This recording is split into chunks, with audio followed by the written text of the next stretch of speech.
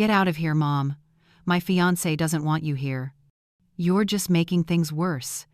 Those words, coming from my own son's mouth, hit me like a slap across the face right in the middle of the ballroom, in front of more than 200 people. I was at his wedding, wearing my best navy blue dress, and my son, Brandon, had just thrown me out as if I were a stranger. The entire room fell into a heavy, suffocating silence. I could feel every pair of eyes turning toward me. Some people looked down awkwardly, others whispered behind their hands. I stood there, frozen, trying to understand how everything had gone so wrong. If you've ever felt the sting of being betrayed by someone you love more than anything, you'll know that even a mother's love has limits. Next to Brandon stood Jasmine, the bride, with a triumphant smile on her face. That stunning white crystal-embroidered gown she wore, I was the one who paid for it. $95,000. Money I got. From selling 15 cattle from my ranch, 15 living creatures raised through months of dawn to dusk labor, fixing fences and tending pastures, all so my son could be happy. I didn't cry. I didn't yell. I just picked up my purse and walked out. Every step felt like a blade cutting through my heart. My swollen 67-year-old feet burned inside the heels I rarely wore. As I walked down the hallway covered in white and yellow flowers, I could hear people murmuring behind me. Poor woman. She must have done something wrong. No one stopped me. No one even asked Brandon a single question. They all just stood there, watching me be humiliated in public. I walked to the parking lot, climbed into my old white pickup truck, a 2010 model with dents in the doors and duct tape on the seats. I locked the doors before letting my tears fall, gripping the steering wheel so tight that my knuckles turned white. It wasn't just sadness, it was fury, disappointment, and the hollow ache of being used and discarded. In the rearview mirror, I saw my own reflection, a face lined with years of hard work, gray hair in disarray, lipstick smeared. I looked exactly how I felt, like a woman who had just fallen apart. I drove back to Green Valley Ranch, about 210 acres of land that represented 35 years of backbreaking work. That dirt road had never felt so long. The sunset painted the sky in brilliant orange and red, but even that beauty couldn't touch the pain clawing at my chest. When I got home, I sat down on the old wooden chair on the porch. The soybean fields swayed gently in the wind. The air smelled of damp earth. Crickets began to chirp. Everything around me was peaceful, yet inside, a storm raged. I thought of my late husband, Michael, who had died 35 years ago when I was 32 and 6 months pregnant. He left me with nothing but debt and an unborn child. I wondered what he would think of the man our son had become. I sat there the entire night, unable to sleep.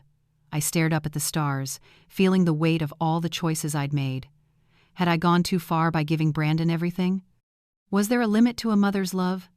When the sun rose, I was still there, exhausted, heartbroken, but unbroken. Because women like me, even when we fall, somehow find a way to stand back up. But something inside me had changed. A spark of anger had started to burn amid the ruins of disappointment. That morning, my phone rang. Brandon's name flashed on the screen. My heart pounded. Maybe he was calling to apologize. I answered, my hand trembling. "Mom, I need the keys to Green Valley Ranch." His voice was cold, without a trace of remorse. "Brandon." I tried to speak, but he cut me off. "Jasmine wants to have the civil ceremony there this weekend. After that, we'll spend our honeymoon at the house. Oh, and we should talk about transferring the property title. It doesn't make sense for you to keep everything at your age." My whole body went numb. He wasn't calling to apologize, he was calling to demand. The ranch I had built with my bare hands, brick by brick, sweat by sweat, he wanted to take it as if it were his by right. "You kicked me out of your wedding yesterday," I said, my voice trembling but steady, "and today you're asking for the keys to the house I built myself?" "Don't be dramatic, Mom," Brandon replied. "Jasmine was just stressed about the wedding. Things happen, but now we need to think about the future. You're getting old. You can't manage the ranch forever. It's better to transfer it now." Before what, Brandon?" I interrupted. Silence. Heavy, meaningful silence.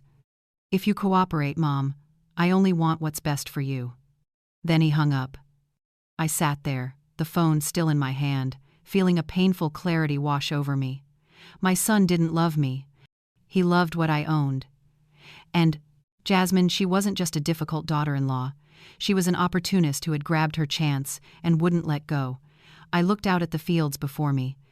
Every inch of land carried my sweat, my tears, and countless sleepless nights, a story only I could understand. Right then, I made a decision. If my son saw me as the enemy, then I would show him what a 67-year-old woman who's been beaten down by life could do when she finally says, "Enough." But I didn't yet know that Brandon and Jasmine had a far crueler plan, one that didn't just target my land, but my freedom. All that day, I tried to make sense of it. I washed my face with cold water, poured myself a cup of coffee, but couldn't drink it. I sat in the kitchen, staring at the steaming mug, wondering how the child I once held and taught to walk could now treat me this way. The house felt bigger, emptier than ever. The photos on the wall, from Brandon as a baby to his college graduation, stared back at me like silent witnesses of a love I wasn't sure still existed. The next morning, the phone rang again. Seeing his name made my stomach twist. "Mom, have you thought about it?" Brandon's voice was impatient. "Son, it's early. We need to talk in person." "There's nothing to talk about. You give me the keys, or I'll have to do it another way." My blood ran cold. "Another way? What does that mean?" "You're not young anymore. A ranch that big is too much for you to manage. Any judge would agree it makes sense for me to take over." He was threatening me. My own son was plotting to take everything I owned. "Are you serious?" "I'm just being practical. If you cooperate, we'll take good care of you. Jasmine even said she'd fix up the storage room for you to live in. Small, simple, easy to maintain." That room was barely 13 feet square where I kept my tools. He was suggesting I live in a storage closet in my own house. "Brandon, this ranch is mine. I built it from nothing after your father died. Mom, it'll be mine eventually anyway. I'm your only child. Why not make it easier now?" His tone was sharp, like a blade. "I need to think about it. You have until Friday. Jasmine wants an answer before then." Jasmine again, always pulling the strings. "And if I say no?" The silence that followed was thick with menace. "Then we'll have to take action. I've already spoken with a lawyer. He said at your age, getting temporary guardianship wouldn't be hard." Guardianship. The word echoed in my mind like a gunshot. He was planning to have me declared incompetent, to strip away everything. "You can't do that." "I don't want to. But if you force me—" He trailed off, letting the threat hang. I hung up. My hands were shaking so badly I almost dropped the phone. I stood there in the kitchen, feeling the room spin around me. My only son, the one I had, fed, educated, protected, was now scheming to steal it all. I sat down on the old wooden chair, the same one where I used to hold Brandon on my lap when he was little. I remembered the nights he had a fever, how I stayed up placing cold towels on his forehead, praying he'd be okay. I remembered selling calves to pay for his private school tuition, the years he spent in college studying business, the car I bought him when he graduated, every sacrifice, every choice to give him more. The memories rushed by like a cruel film reel. At sunrise, I heard a car pull up outside. I looked through the window, Brandon's shiny silver pickup truck, the $38,000 birthday gift I'd bought him from that year's harvest. He stepped out, but he wasn't alone. Jasmine followed, dressed for a party rather than a visit to the ranch, a tight dress, high heels, expensive sunglasses. Behind them came a man in a black suit, stepping out of a sedan. My heart pounded. They were prepared. I opened the door before they could knock. "Good morning, Mom," Brandon said, walking in like he owned the place. Jasmine glided past me without a glance. The man extended his hand. "Mrs. Melissa, a pleasure to meet you. I'm attorney Charles Moore, representing the family." "The family?" I repeated. "Oh, I mean Brandon's new family," he corrected himself with a polite smile. We sat in the living room. Jasmine looked around with thinly veiled disdain, the old furniture, the patched-up sofa, the outdated television, everything seemed to offend her. "We should handle this civilly," Brandon began. sitting down like the master of the house. The lawyer opened his black briefcase, took out a stack of papers, and spread them on the table. "Mrs. Melissa, we have a proposal, a living donation agreement. Very simple, very common among families. You would transfer 70% of the property to your son, keeping 30% and lifetime usage rights." "Lifetime usage rights?" I asked, trying to process the words. "It means you can live here until you pass," he explained patronizingly. I picked up the document, the fine print blurred before my eyes. "And if I refuse to sign?" The room fell silent. Jasmine crossed her legs, examining her nails with feigned boredom. Brandon shot a quick glance at the lawyer. "Mrs. Melissa," the attorney said sweetly, "you're 67. Managing such a large ranch alone is difficult. We've already reviewed the process for establishing guardianship in case you're deemed incapable of managing your assets." "Guardianship?" I raised my voice, unable to hold it in. "Are you implying I've lost my mind?" "No one said that," Brandon cut in, his tone like steel. "We just want you to be taken care of." "You deserve to rest." "Taken care of?" I let out a bitter laugh. "You mean stripped of everything I own for my own good?" Jasmine finally spoke, removing her sunglasses. "Let's be realistic, Melissa. You won't live forever. Sooner or later, all this will belong to Brandon. Why not make things simpler? We'll take care of you. You'll have a small, cozy room, no worries, no stress." "A small room," I murmured. "In my own house." "Our house," Jasmine corrected, with a smile that never reached her eyes. I looked at my son, searching for any trace of the boy I once carried in my arms, but all I saw was a stranger. "I need time to think," I said softly. 15 days, Attorney Charles Moore replied, gathering the papers neatly. "That's a reasonable deadline. After that, if we don't have an answer, we'll proceed with other measures."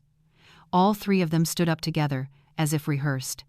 Brandon paused at the door, turning to me. "Mom, don't make this harder than it needs to be. We only want what's best for you." Then they left. I heard the truck engine start, the horn honk, twice, Jasmine's impatient voice, and then the sound faded down the dirt road. I sat alone in the silent house, feeling as if I'd been run over by a truck. 15 days. They'd given me 15 days to hand over everything I'd built across 35 years. I looked at the photos on the wall, Brandon's smiling face through the years. A happy child, a proud teenager, a successful man. In every photo, I stood beside him. But in the more recent ones, ever since Jasmine appeared, I was gone. Now I understood. I had been erased from his life long ago. I was only realizing it now. But there was one thing they didn't know. A woman who built her world from nothing, widowed and alone, doesn't surrender easily. I had 15 days to find out what was really going on, and I wasn't backing down. After they left, I stood silently in the empty room, feeling the full weight of my life pressing down on me. I looked around at the worn-out walls, the faded furniture. Every corner of that house held a piece of my past. 35 years ago, I was a different woman. I was 32, 6 months pregnant, and had just buried my husband, Michael. He died in a truck accident, a drunk driver, a reckless pass, a few seconds that turned my entire world upside down. At the funeral, people looked at me with pity. "Poor Melissa," they whispered. So young, widowed, and pregnant, with no career. They saw me as someone to be pitied, as if I'd spend the rest of my life depending on charity. Michael didn't leave me anything, just debt. Nearly $180,000 in loans. To the bank, to suppliers, and to lenders he had borrowed from trying to save the small ranch he inherited from his father. Back then, the land was barely 100 acres abandoned, overgrown with weeds, fences falling apart, and the farmhouse close to collapsing. Everyone told me to sell it. "Melissa, you don't know the first thing about farming. Sell the first land, pay off the debt, move to the city, and find an easier job. Don't make life harder than it already is." But I was born and raised in a working-class family in the countryside, where I learned one simple truth. No one gets to decide my life for me. I wasn't going to sell. I wasn't going to quit before I even tried. 3 months later, I gave birth to Brandon, a difficult delivery that nearly cost me my life. I held him in my arms at the public hospital and swore he would never go without. I would be both mother and father. I started by cleaning houses. Every day, I woke up at 4 a.m., left Brandon with a neighbor, and cleaned 3 houses a day. I'd come home at night with hands raw from bleach and soap, my back aching, but I smiled. I earned about $20 per house, $60 a day when there was work. On weekends, I made candy and baked goods to sell, coconut sweets, almond cookies, peanut brittle. I stayed up all night in the kitchen, preparing trays, to sell at the local market or outside schools. Every dollar I earned went toward paying off Michael's debts. For 4 long years, I worked non-stop up before sunrise, asleep after midnight. Eventually, I paid it all off. Brandon grew up watching his mother work without rest. Sometimes I'd watch him play on the floor with the wooden toy trucks I had made and tell myself, one day, it will all be worth it. One day, he'll understand. When the debt was finally gone, I looked out at the empty land and thought, now it's my turn. I knew nothing about agriculture, but I learned. I joined the local Farmers Association, attended every workshop, and asked endless questions. People laughed at me. A woman running a farm? You'll never make it. But I did it anyway. I planted my first soybean crop by myself. I learned to drive a tractor by watching a borrowed VHS tape from the library. I fixed fences with my own bleeding hands. I got up in the middle of the night to check the irrigation system, lit fires when frost threatened the crops. The first harvest wasn't big, but it was enough to prove I could do it. I used the profit to buy more land, 10 acres, then 15, then another 15. That's how Green Valley Ranch grew, inch by inch, watered by sweat and tears. Brandon grew up in the middle of all that. I took him to the fields, showed him what I did, hoping he'd learn the value of hard work. But slowly, I noticed he was ashamed of my calloused hands, of my old clothes. When he was 15, he said, "Mom, I want to study in the city. There's no future here." I agreed. I rented him a small room, paid for his meals, tuition, and prep courses at a private school. I sold calves and milk, whatever it took. He went on to attend a private business school, with tuition at $24,000 a year. I worked twice as hard to never miss a payment. Meanwhile, I lived, simply wore old clothes, drove my old pickup truck. For my son, I told myself, he'll have the chances I never did. When he graduated, I bought him a new car worth $38,000. When he turned 30, I threw him the grand birthday party he wanted. It cost nearly $95,000. When he married Jasmine, I paid for the dress, the decorations, the reception. I never said no. I believed I was investing in love and gratitude. But I learned gratitude can't be bought, no matter how much you give. I looked down at my hands, 67-year-old hands, covered in calluses, sunburn, and scars. Every mark told a story, every scar was a victory. And now, my own son wanted to take it all, to reduce me to a useless old woman living in a tiny room inside the house I built. But he forgot one thing. Women like me don't make it to this age, building an entire life from nothing, because we're weak. We survive because we're forged from steel. If my son wanted a fight, he was about to find out that his mother didn't just learn how to grow soybeans all those years. Before I acted, I needed to understand who I was really dealing with, and my instincts told me Jasmine wasn't who she appeared to be. And I was right, more right than I ever imagined. Jasmine had come into Brandon's life 10 years ago. I still remember that day clearly. It was mid-March, a Saturday afternoon. Brandon called to say he was bringing someone special home to meet me. I was thrilled. My son rarely introduced anyone, so I thought he'd finally found someone serious. I woke up early, cleaned the house, and cooked a big lunch. Homemade pasta, roasted chicken with potatoes, and the salad Brandon loved. I put on my beige lace blouse, the one I saved for special occasions. When the pickup pulled into the driveway, I stepped out to greet them. Brandon smiled brightly, and then she appeared. Jasmine was 26, then tall, thin, with straight hair down to her shoulders, wearing a tight white dress, high heels, polished nails, perfect makeup. She looked around my home as if inspecting a chicken coop. "Hello," she said without offering her hand, without smiling. "Nice to meet you, Jasmine," I replied, forcing politeness. I moved to hug her, but she stepped back. "Careful, this dress is silk." I swallowed my irritation and invited them in. Brandon didn't seem to notice anything. He was all laughter and chatter.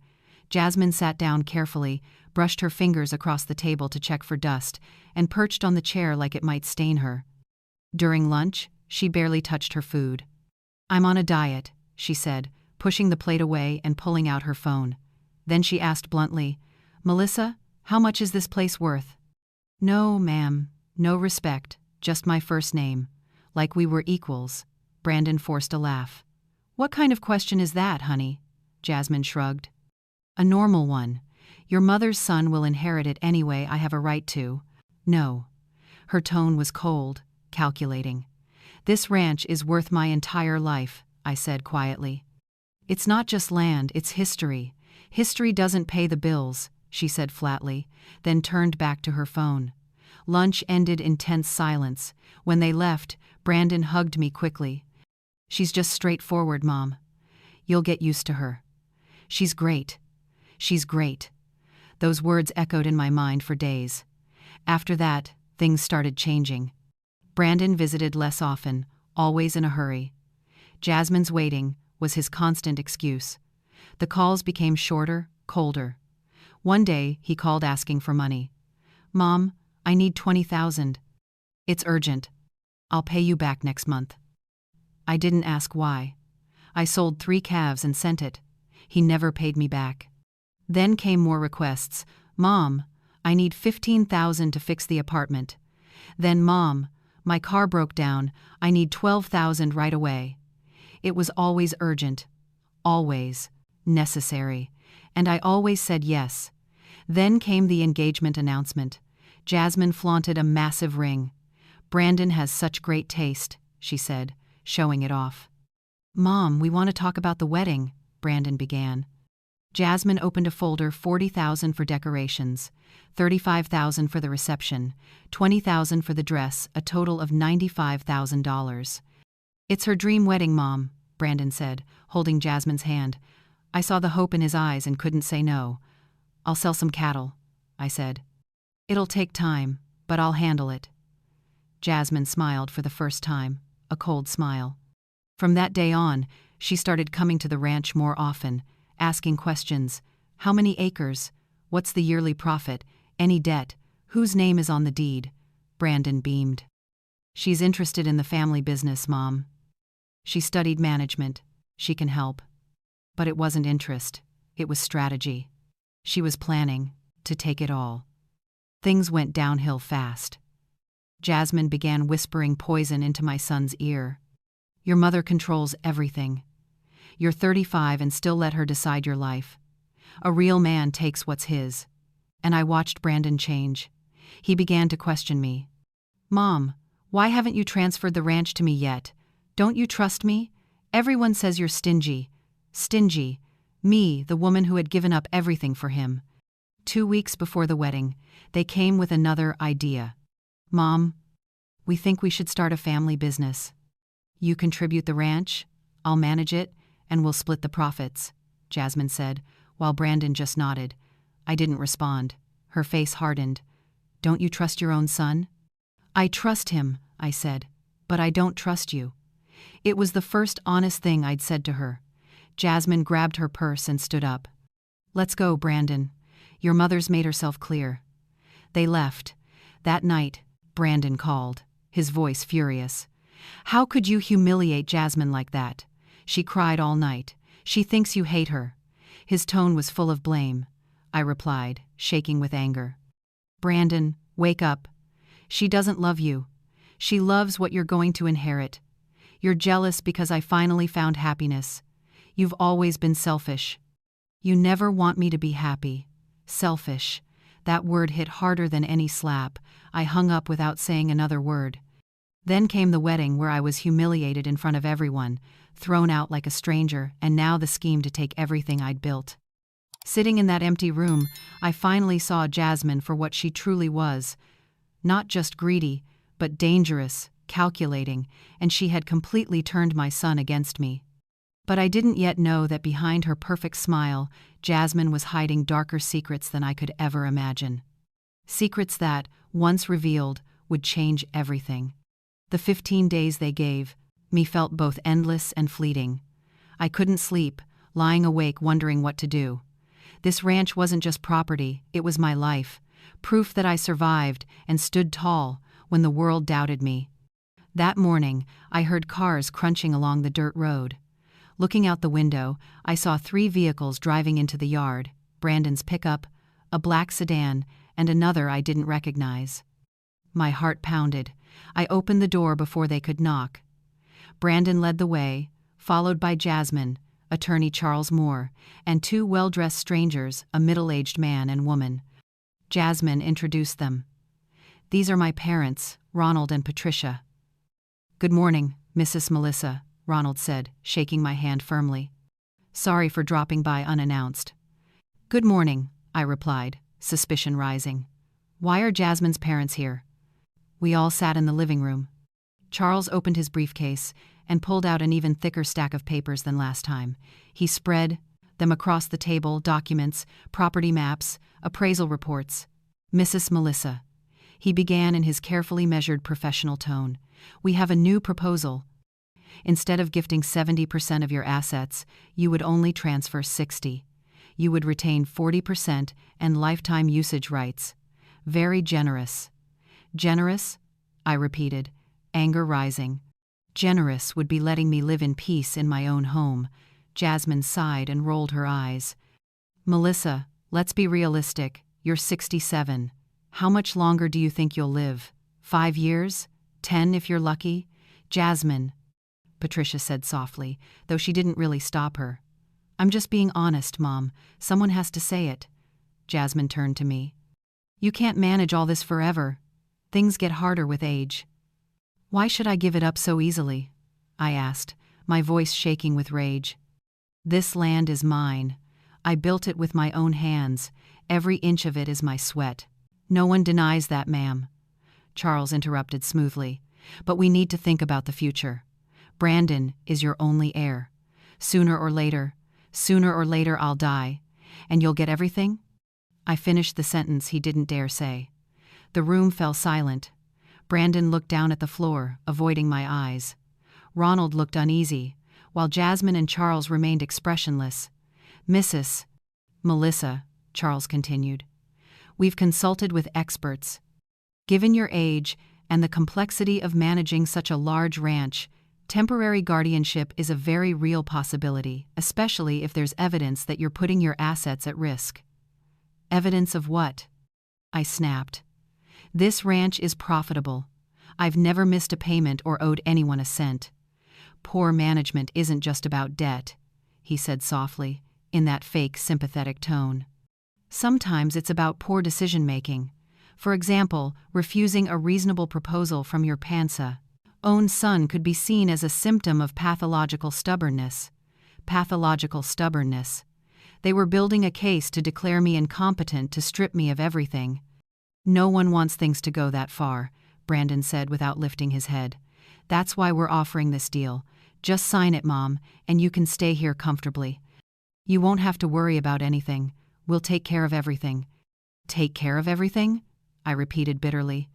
"And where exactly will I stay?" "In that old storage room you mentioned?" Jasmine smirked. "We'll fix it up. Add a bathroom and a small bed. It'll look like a little studio apartment. A 4-square-meter studio. They were offering me a corner of my own house." "And if I refuse?" I asked. "Then we'll proceed legally," Charles replied, calmly gathering the papers. "We already have medical reports showing that people your age often experience cognitive decline. We also have statements from neighbors about your unusual behavior." "What neighbors? What behavior?" I demanded. "Some said they've seen you talking to yourself out in the fields, forgetting appointments, mixing up dates." Every word cut like a knife. Lies, all of it. But I understood they had planned this carefully, built a case, bribed witnesses. How long do I have to decide? I asked, my voice trembling. Until Friday, Charles said. 4 days. If you don't sign, we'll file for guardianship on Monday.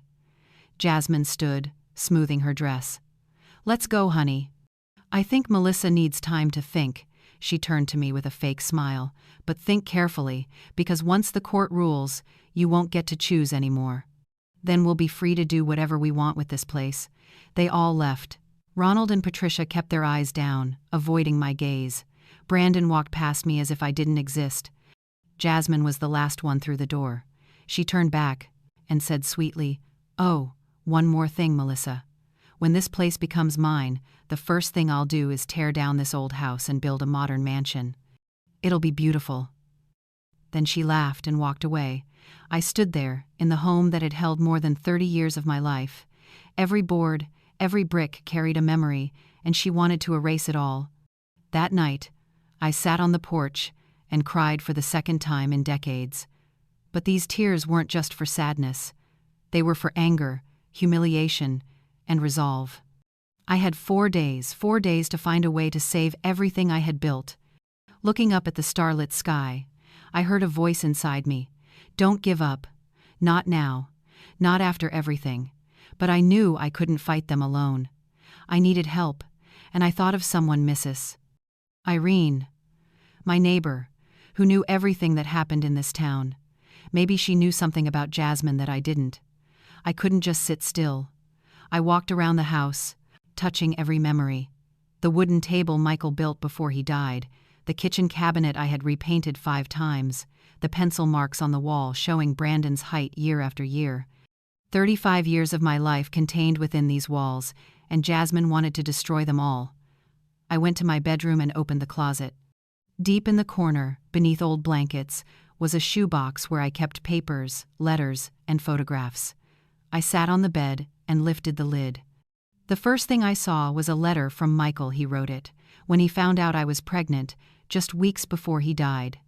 His handwriting trembled across the page. "Melissa, if it's a boy, teach him to be a real man, to protect those he loves, to keep his word, and to respect his mother. If I'm not there, I know you'll handle it. You're the strongest woman I've ever met."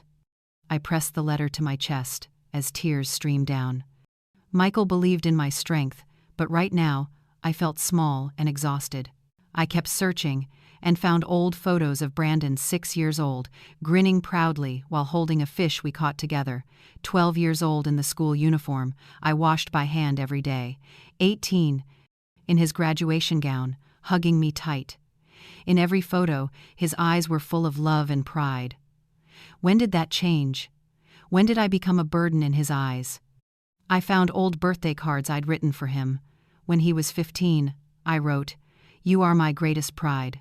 Everything I do is for you." When he was 21, "The world is yours, chase your dreams. I'll always be here, cheering you on." And now, this was how he repaid me. I closed the box, my hands shaking. I needed to talk to someone, to hear another voice. Outside the window, I saw a light still on at a house half a kilometer away. It was Irene's. I grabbed my flashlight, threw on a coat, and walked down the dirt road. The cold wind bit into my skin, but I kept going. When I knocked, Irene appeared in her nightgown, looking concerned. "Melissa, what's wrong?" "I need to talk. Irene, please." She ushered me inside, made a cup of hot tea, and we sat in the kitchen. I told her everything: the wedding, the humiliation, the threats, the documents, the talk of guardianship. The words poured out of me like a flood. Irene listened quietly, then sighed. I knew something wasn't right, but I didn't realize it was this serious. "You knew?" I asked. She hesitated, stirring her tea. "Jasmine's been bad-mouthing you all over town. I didn't want to upset you, but you need to know. She's been saying you're stingy, that you've used Brandon all his life, made him work for free on the ranch, and now you're selfish, refusing to share the inheritance." I was stunned. All lies. Brandon had never worked a single day on the ranch. He had only studied and lived comfortably. The worst part, Irene continued, is that people believe her. She's charming, well-dressed, and you keep to yourself, never cared for appearances. It's easy for them to take her side. I understood now. Jasmine had been crafting a story, shaping public opinion so that when she took over, people would think I deserved it. There's something else, Irene whispered, glancing toward the window. Cleety from the hair salon told me Jasmine once slipped and mentioned having a daughter. I froze. A daughter? Brandon never said anything. That's right. When Cleet asked more, Jasmine changed her tone and said it was just her goddaughter. But who believes that? My head spun. Jasmine was 28. If she had a child, how old would the girl be? Where was she? Why didn't Brandon know? I looked at Irene, my voice trembling. Do you think she's hiding something? Melissa, that woman is hiding a lot. Nobody jumps into a marriage for money without a shadowy past. She was right. I'd been so consumed by my son's betrayal that I'd ignored the real enemy behind him. I need to know the truth about her, I said firmly. But where do I start? Irene was silent for a moment, then said, There's a lawyer in town named Mr. Milton. He's decent, not like that snake Charles. He can help you investigate. I sighed. Lawyers are expensive, Irene. I don't know if I can afford one. Melissa, you'll lose everything if you don't fight back. Forget the money, go see him tomorrow morning. I went home with my mind racing. But for the first time in days, I didn't feel completely hopeless. I had a direction, a sliver of hope. I lay down, but couldn't sleep. One question kept repeating in my head. Who is Jasmine, really? Where did she come from? What is she hiding? And most of all, does Brandon even know who his wife truly is? When the first light of dawn came through the window, I was already up, dressed, and ready to go. I would meet Mr. Milton and uncover the truth. Because one thing I was sure of, anyone who lies once is hiding much more, perhaps even their true intentions toward my son. There were 3 days left before their deadline. 3 days to expose the woman trying to destroy my life. The next morning, I woke up before 5 a.m. I couldn't sleep, but I was filled with energy, not despair this time, but determination. I made a strong cup of coffee, put on jeans and a white shirt, and drove to town. Mr. Milton's office was in an old 2-story building in the center. I arrived just as he was unlocking the door. He looked to be around 50, with graying hair, thick glasses, and a simple demeanor completely different from Charles's polished arrogance. "Good morning, ma'am. Do you have an appointment?" he asked kindly. "No, but I really need help, it's urgent." He studied me for a moment, probably saw the desperation in my eyes, then nodded and let me in. I sat across from him and told him everything, the wedding, the humiliation, the threats, the 4-day deadline, the plan to take my property. I handed him the documents Charles had left. He read every page carefully, making notes. "Mrs. Melissa," he said after finishing, "I know this man. Charles has been involved in several shady cases, but you have an advantage. The law is on your side." "The law?" I asked, not quite understanding. "The ranch is still under your name, right?" "Yes, ever since my husband died, it's only been under mine." "Then, legally, your son has no rights to it while you're alive. Inheritance only applies after death. Any transfer during your lifetime must be voluntary, and in this case, you're clearly being coerced. That makes any document they prepare invalid." Relief washed over me. "So they can't take the ranch from me?" "Not legally, no. But they might still try the guardianship route they mentioned, so we need to act fast." He grabbed a pen and started writing. "I'll do 3 things today. First, I'll register your ranch as personal property with a non-transfer clause, meaning no one, not even you, can sell or gift it without a court order. That will block any forced transfer. Second, I'll arrange for a psychologist to certify that you're fully competent. Third, I'll have my people investigate Charles and Jasmine. I'm sure there's plenty of dirt behind them." For the first time in weeks, I felt genuine hope. I asked quietly, "How much will this all cost, sir?" He smiled. "My mother went through something similar once, so I understand. For now, you'll just need to cover the paperwork fee around $2,000. We'll handle court costs later if it comes to that." I left his office feeling lighter. I went straight to the bank, withdrew cash, and brought it back to him. "Mr. Milton immediately made phone calls, setting everything in motion. Watching him work, I saw precision and integrity in every move. That afternoon, I met the psychologist he recommended. His name was Dr. Henry, a serious but kind elderly man. He examined me, asked questions, and ran cognitive tests for nearly 2 hours before signing the report. The patient shows full cognitive capacity, normal memory and reasoning, and is fully capable of managing personal and civil affairs. I took the document home, but before turning into the ranch, I stopped by an electronics store. "I need to install a home security camera system," I told the clerk. "How many units would cover the house and the entrances?" "Depends on the size, but at least 6, he said. "I'll take enough to cover it all." I paid $4,000 and had the technicians install them that same night. The living room, kitchen, porch, main gate, and back door all monitored and recorded online. If Brandon or Jasmine came back to threaten me, this time I'd have proof. The next morning, Mr. Milton called early. "Mrs. Melissa, I found something interesting. Jasmine Christine Foster, correct?" "Yes. She's been legally married since 2021 to a man named Michael Reed. That marriage was never annulled. So by law, her marriage to your son is invalid. That's bigamy." I froze. "She's already married and still married my son?" "Exactly. And there's more. She has a 3-year-old daughter with that man, currently living with him in Texas." Suddenly, everything clicked. Jasmine wasn't just greedy, she was a criminal. She abandoned her husband and child to deceive my son. Does Brandon know? I doubt it. Men in love rarely look too deeply. The best thing you can do is stay quiet while I gather proof. In 3 days, I'll have everything we need. I hung up, trembling not with fear, but fury. That venomous woman had lied, humiliated me, and tried to steal everything I owned, all built on deception. But I couldn't confront her yet. I needed them to believe they'd already won. That night, I called Brandon. He answered cautiously. "Mom?" "Sweetheart, I've been thinking.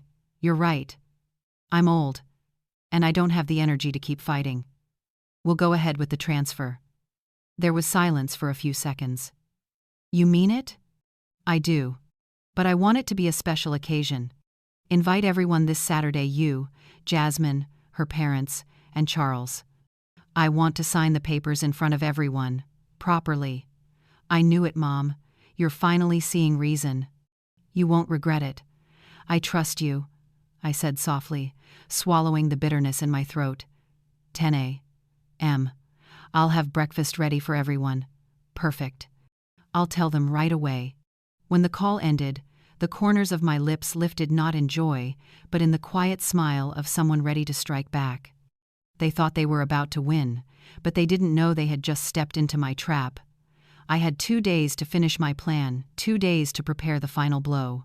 Because real revenge isn't about screaming or crying. It's about waiting for the right moment and striking when they least expect it. Saturday morning was clear and bright, as if it promised peace, but I knew it would be a storm. I woke early, brewed strong coffee, arranged the chairs, and laid out fresh tablecloths.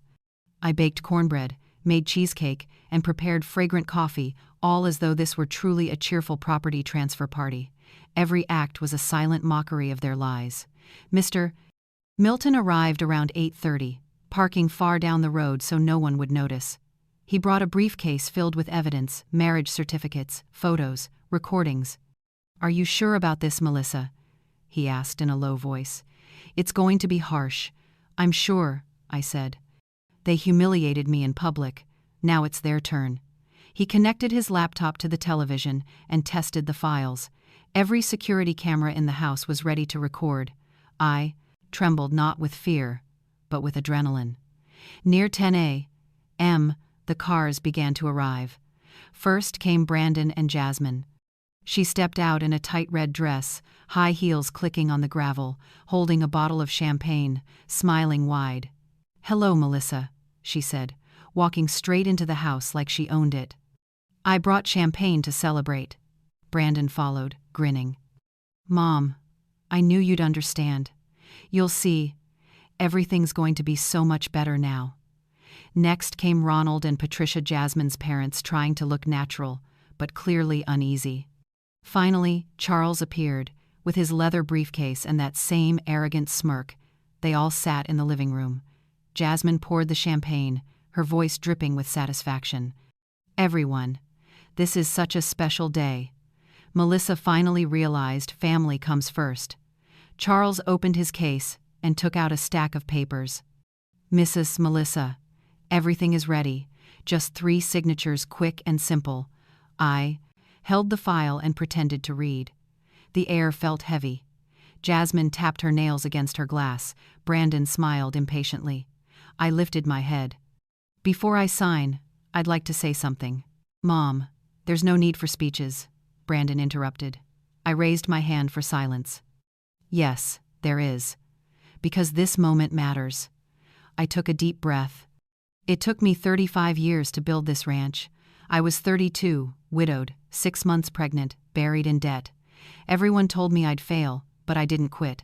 Charles tried to interrupt. Mrs. Melissa, I understand, but I'm not finished. I cut him off, my voice sharp as ice. I raised my son with everything I had. I sold my cattle to pay his tuition, his car, his wedding, almost $95,000 for that one event. And this is how you repay me? By locking me in a storage room and threatening to take legal control of my life? The room froze. Brandon's face turned red. Mom, you're exaggerating. Am I? I picked up the remote and pressed play. Then listen. The screen lit up with the recording Mr. Milton had retrieved. Jasmine's voice filled the room, clear and cold. Charles, that stupid old woman won't sign. We'll have to force her. How long until the guardianship goes through? Charles's voice followed. About 2 months. With the witnesses I've arranged saying she's confused, it'll be easy. Then we sell quick and split the money. Jasmine's voice came again, laughing softly. Perfect. I'll tear down that dump and build something worthy. The room went dead silent.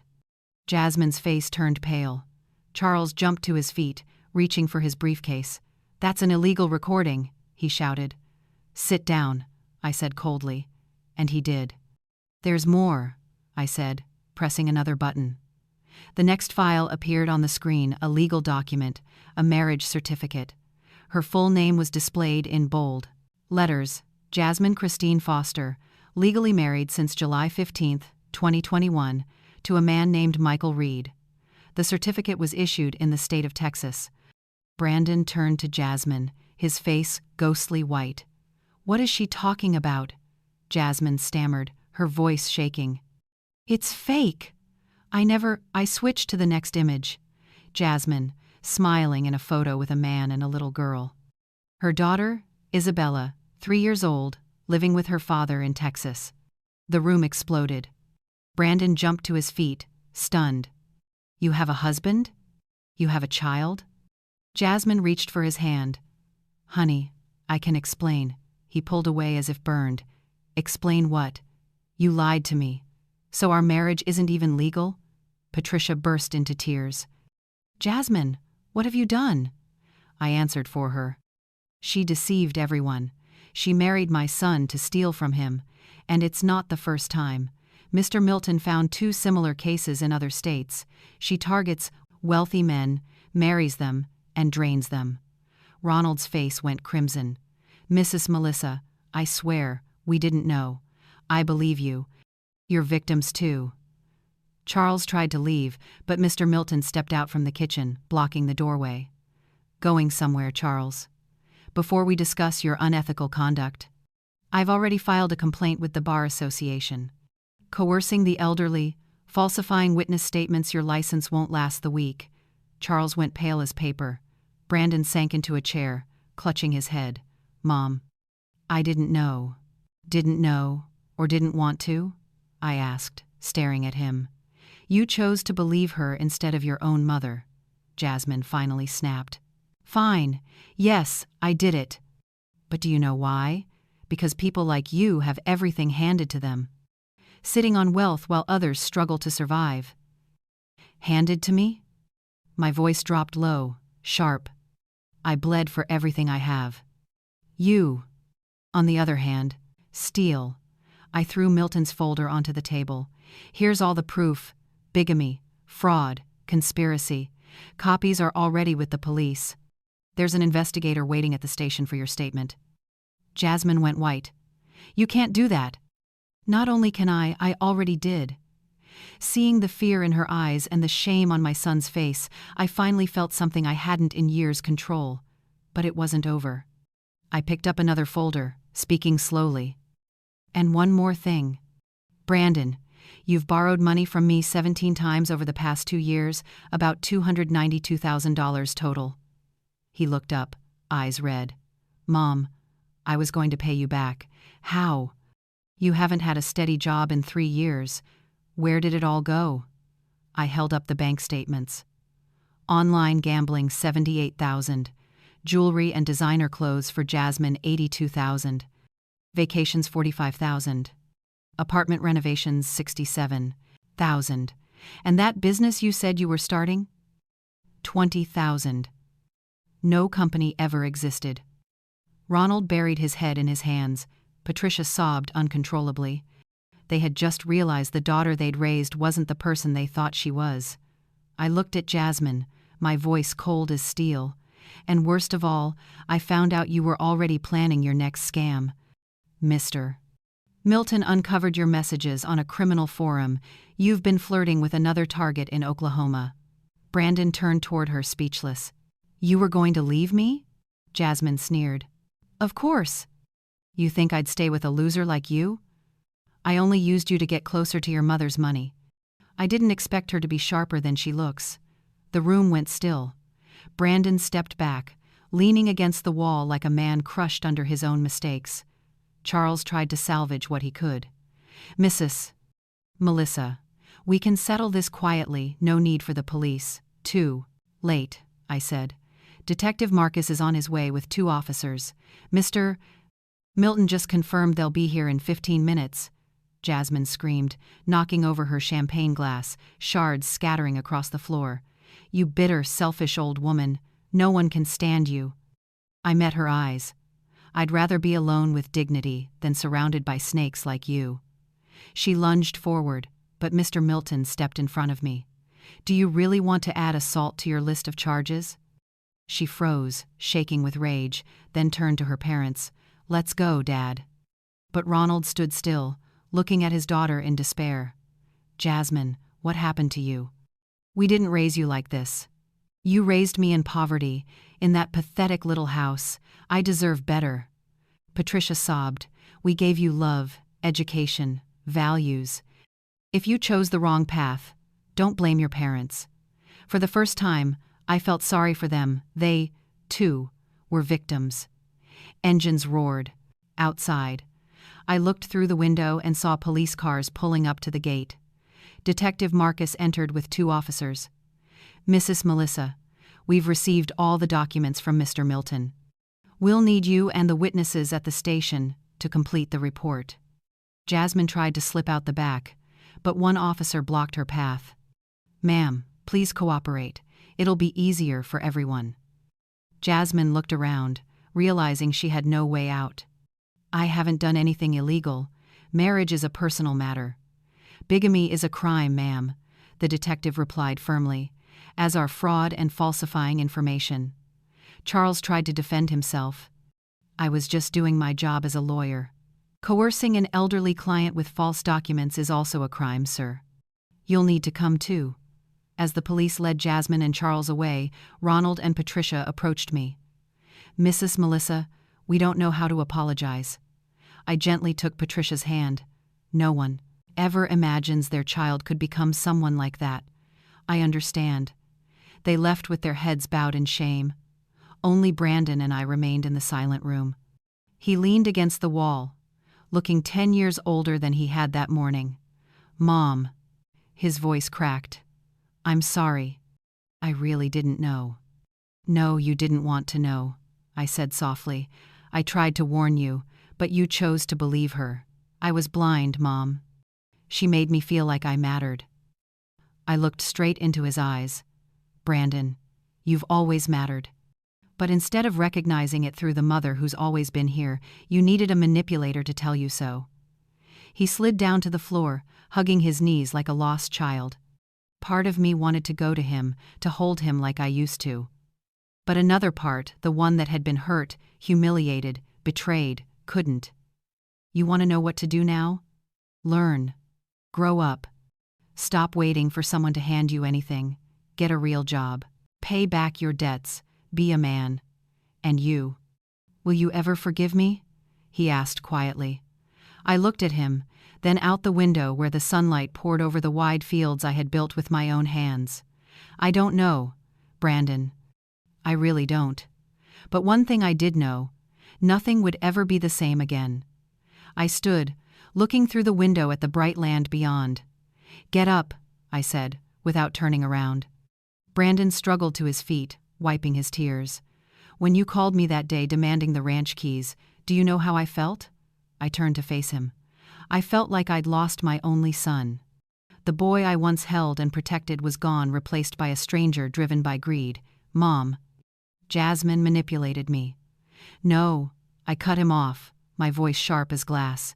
She could manipulate you, but you chose to believe her.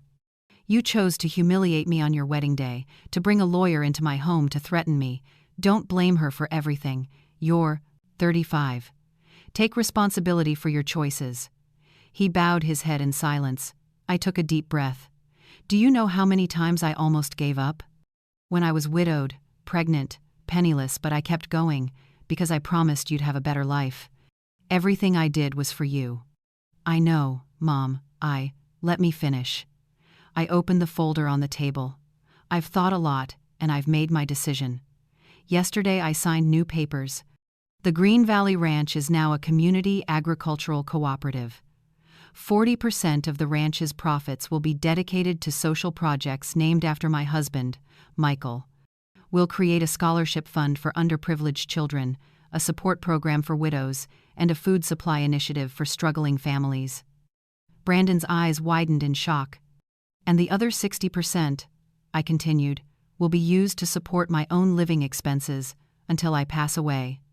After that, everything will be donated to charities, daycare, centers, nursing homes, and public schools. Mom, are you disinheriting me? He asked, his voice trembling in disbelief. No, you disinherited yourself when you started seeing me as an obstacle instead of your mother, I said calmly. When you chose greed over gratitude, you removed yourself. Brandon collapsed into a chair, gripping the armrests tightly. Mom, please, don't do this. I'm begging you. This isn't revenge, Brandon, I said slowly. This is justice, and a lesson I should have taught you long ago. The world doesn't owe you anything. You have no right to claim the results of someone else's hard work, not even your mother's. Tears streamed down his face. I've lost everything. No, I shook my head. You've only lost the material things that were never yours to begin with. But you can still regain something far more valuable: character, self-respect, and dignity. At that moment, Mr. Milton stepped out from the kitchen. Mrs. Melissa, I have to go now, but I've left copies of all the documents. Everything is legally registered. No one can contest it anymore. Thank you for everything, I said, shaking his hand. He smiled kindly, then quietly left, leaving Brandon and me alone in the messy room. Mom, what do I do now? He asked weakly, his voice full of despair. I sat down, feeling the weight of 67 years pressing twice as hard on my shoulders. You'll do what anyone who's made mistakes must do: start over. Find a job, rebuild your life, learn how to have worth without relying on someone else's assets. And you, will you help me? That question pierced my heart. I'll give you something I never gave before: freedom. Freedom to fall, to rise again, to learn self-reliance. I won't pay your debts. I won't fund your expenses. You have 2 hands and a mind, and you started with the same nothing I had when I was widowed and penniless. But I'm your son. Exactly, and because you're my son, you deserve the chance to prove your own worth, not to me, but to yourself." He stood there silently for a moment, then nodded. "Can I still visit you sometimes?" I looked at my grown son, and for the first time in years, I saw a trace of humility in his eyes. "When you come not to ask for something, when you come as a man, not a child seeking shelter, then I'll be ready to talk." He walked toward the door, hesitated, and turned back. "Mom, I'm really sorry for everything." I didn't speak. I just nodded slightly. He left, and I stood alone in the room full of broken glasses and scattered papers, the remains of a morning that had exposed every truth. But for the first time in weeks, I took a deep breath and felt peace. The months that followed took my life in a new direction.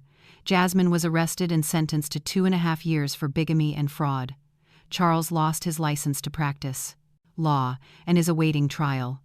Ronald and Patricia, Jasmine's parents, came several times to apologize. We're now distant friends, but genuine ones. 3 months later, I received a letter from Brandon. He wrote that he was renting a small room, working as a sales clerk at a hardware store, earning about $2,000 a month. He's in therapy and paying his own bills for the first time in his life. I didn't reply, but I kept the letter. Now, 6 months after that morning, I still wake up at 5 a.m., make my coffee, and go tend the land. The cooperative's charity projects have helped 50 families, renovated a local school, and distributed over 300 food boxes. I planted a field of sunflowers by the ranch gate. They stand tall, golden, and proud under the sunlight. Every morning, when I walk past them, I remember the 4 words I said to Brandon that day, the words that closed one chapter and opened another. You are not entitled. Simple, clear, and true. Because sometimes, the greatest act of love is pulling back the rug that someone's been standing on. It's teaching them that respect can't be bought, inherited, or stolen. It must be earned. Yesterday, Brandon came by unexpectedly. He brought a small bouquet from the market, said nothing, and just sat with me on the porch, watching the sunset in silence. I don't know if we'll ever fully mend our relationship. Maybe we will, maybe we won't. But I do know that, for the first time in many years, he understands the real value of life. And me, I'm living for myself now. Because true wealth isn't in what we own, but in what no one can take away. The greatest inheritance I could ever leave isn't land or money. It's the lesson that dignity is worth more than any fortune. And what about you? If it were you, could you forgive a loved one who betrayed your trust? Share your thoughts in the comments. And if you too believe that every story holds a lesson, stay with to me, so we can keep learning together how to love, how to let go, and how to live with self-worth.